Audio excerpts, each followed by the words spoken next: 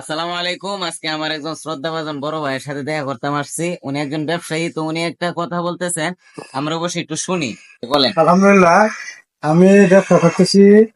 হ্যাঁ, আমি কখনোই ব্যবসার মধ্যে, হ্যাঁ, মানে হারাম খাবো না, হালাল খাবো। সবাই আপনারা এই হালাল খাবেন, বেহালাল খাবেন না। কিন্তু কেউ মাপে কম দিবেন না, কাউকে ঠকাবেন না। এটা ব্যবসার নীতি। সবাই মনে রাখবেন একটা কথাই, যে আমরা কম খাবো, না খায় থাকবো, কিন্তু বেহালাল কোনো কিছু আমাদের পেটে ঢুকাবো না, আমার স্ত্রী কেউ দিব না, আমার ফ্যামিলি কেউ দিব না, নিজেও খাবো না। আমরা সব সময় হালাল খাবো, বেহালাল খাবো না। এই জন্য সবাই মন দিয়ে কথা শুনবেন এবং আমাদের জন্য দোয়া করবেন, যাতে আমরা কখনোই বেহালাল পথে না চলি এবং কারো বিপদ না গাই এবং কারো বিপক্ষে যাতে না দাঁড়াই, যাতে আমরা হালাল খাই, হারাম না খাই। ঠিক আছে? আর কারো যাতে হক না মারি, হক না মারি, জি, যাতে আমরা সব সময় মানুষের উপকার করি, অপকার না করি।